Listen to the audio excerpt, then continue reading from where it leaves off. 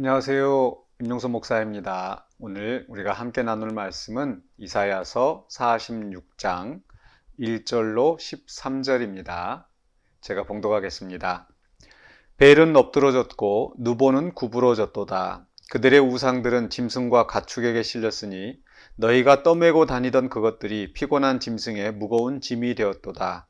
그들은 구부러졌고 그들은 일제히 엎드러졌으므로 그 짐을 구하여 내지 못하고 자기들도 잡혀갔느니라. 야곱의 집이여 이스라엘 집에 남은 모든 자여 내게 들을지어다.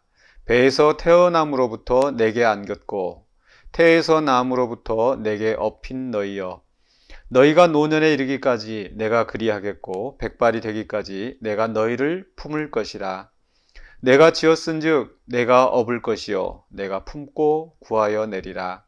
너희가 나를 누구에게 비기며 누구와 짝하며 누구와 비교하여 서로 같다 하겠느냐. 사람들이 주머니에서 금을 쏟아내며 은을 저울에 달아 도금장이에게 주고 그것으로 신을 만들게 하고 그것에게 엎드려 경배하며 그것을 들어 어깨에 메어다가 그의 처소에 두면 그것이 서 있고 거기에서 능히 움직이지 못하며 그에게 부르짖어도 능히 응답하지 못하며 고난에서 구하여 내지도 못하느니라. 너희 패역한 자들아 이 일을 기억하고 장부가 되라. 이 일을 마음에 두라. 너희는 옛적 일을 기억하라. 나는 하나님이라. 나 외에 다른 이가 없느니라. 나는 하나님이라. 나 같은 이가 없느니라. 내가 시초부터 종말을 알리며 아직 이루지 아니한 일을 옛적부터 보이고 이르기를 나의 뜻이 설 것이니 내가 나의 모든 기뻐하는 것을 이루리라 하였노라. 내가 동쪽에서 사나운 날짐승을 부르며 먼 나라에서 나의 뜻을 이룰 사람을 부를 것이라. 내가 말하였은즉 반드시 이룰 것이요 계획하였은즉 반드시 시행하리라. 마음이 완악하여 공의에서 멀리 떠난 너희여 내게 들으라. 내가 나의 공의를 가깝게 할 것인즉 그것이 멀지 아니하나니 나의 구원이 지체하지 아니할 것이라. 내가 나의 영광인 이스라엘을 위하여 구원을 시온에 베풀리라. 아멘. 네, 하나님의 끈질긴 사랑이라는 말씀의 제목으로 오늘의 말씀을 함께 생각해 보고자 합니다. 1절에서 벨은 엎드러졌고 느보는 구부러졌도다. 이 벨 또 느보는 바로 이 바벨론의 우상들입니다. 성경에 보면은 하나님의 이름을 가지고 사람의 이름을 지을 때가 있죠. 뭐 엘리야라고 한다면 엘리 나의 하나님, 야훼 야훼는 나의 하나님이다 라지. 그래서 엘이 들어간다든지 또 야가 들어간다든지 하는 것은 바로 하나님의 이름을 축약해서 이름으로 짓는 겁니다. 마찬가지로 이 벨 또 느보 하는 것도 다 이 바벨론의 신의 이름이죠. 그래서 벨사살 한다든지 또는 느부갓네살 한다든지 다 이게 그 신의 이름을 가지고 사람의 이름을 짓는 경우들입니다. 이 바벨론의 우상들에 대해서 하나님께서 말씀하시기를 구부러지고 엎드러졌다. 그러니까 결국 우상은 아무런 힘이나 어떤 영향력이 없는 거죠. 그래서 아주 풍자스럽게 이렇게 표현하는 것이 짐승에 실려 다니는데 결국 짐밖에 되지 않는다. 엎드러졌는데 우상이 엎드러져도 뭐 다른 것들을 구원해 낼 수도 없을 뿐만 아니라 그 스스로도 엎어져서 뭐 스스로 일어나지도 못합니다. 그래서 6절과 7절에서 보면은요, 또 비슷한 말씀이 나오는데 사람들이 금을 가져다가 또 도금, 은으로 도금을 해서 아주 정성스럽게 그 신을 만들어서 가져다가 그 신전에 갖다 세우는데 뭐 사람이 세워놓으면 그 자리에서 움직이지도 못하고 아무것도 못하는 거죠. 이렇게 이 무능한 우상들을 어리석게도 사람들이 경배하고 섬기면서 구원해 달라고 하는데 거기에는 구원의 능력이 아무것도 없습니다. 스스로 넘어져도 그러니까 넘어져 있어도 엎드러져 있어도 스스로 일어날 힘조차 없는 거죠. 그러나 우리 하나님은 어떤 분이신가? 바로 이런 우상들과 전혀 비교할 수 없는 하나님이라는 걸 이야기합니다. 우상들의 말씀하신 목적이 5절에서 너희가 나를 누구에게 비기며 누구와 짝하며 누구와 비교하여 서로 같다 하겠느냐.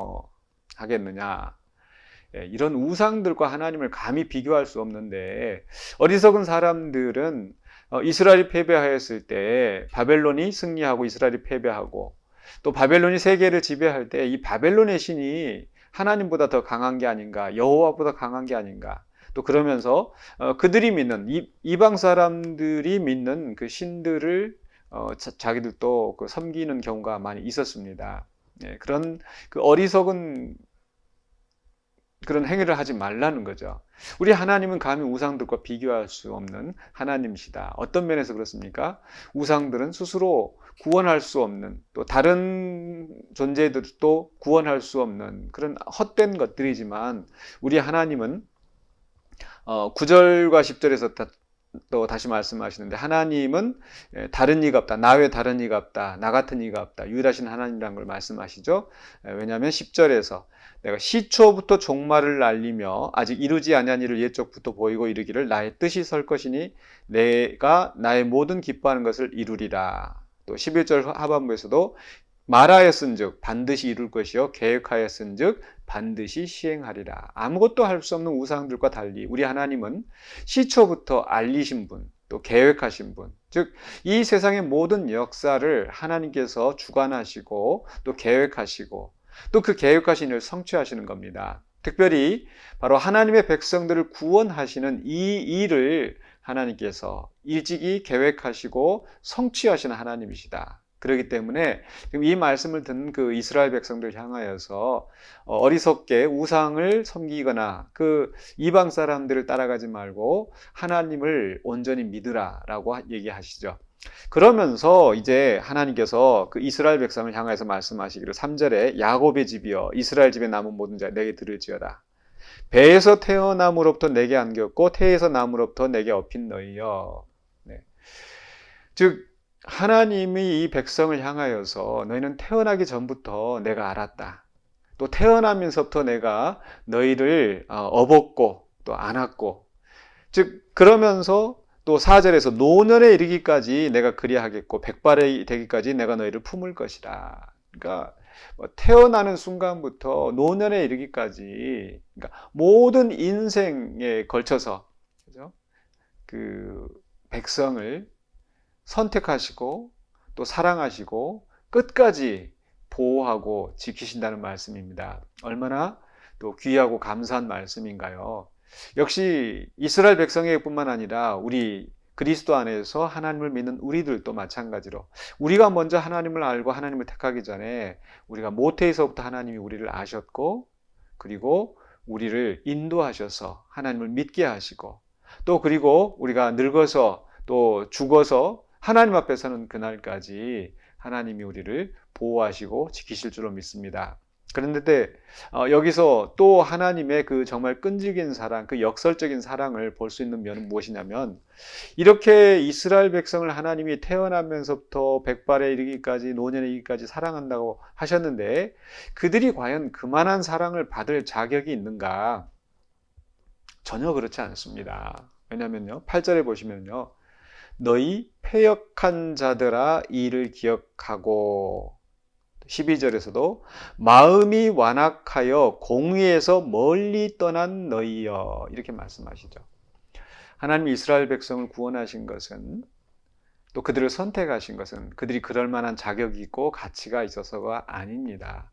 오직 하나님의 주권적인 은혜로 택하시고 또 그들을 부르신 거죠. 우리도 마찬가지로 하나님께서 우리를 바라보실 때 우리는 참 패역한 자, 또 마음이 완악하여 공의에서 멀리 떠난 우리 자신들, 그럼에도 불구하고 하나님이 우리를 미리 택하시고 또 구원하셨다는 것을 분명히 말씀하고 있습니다.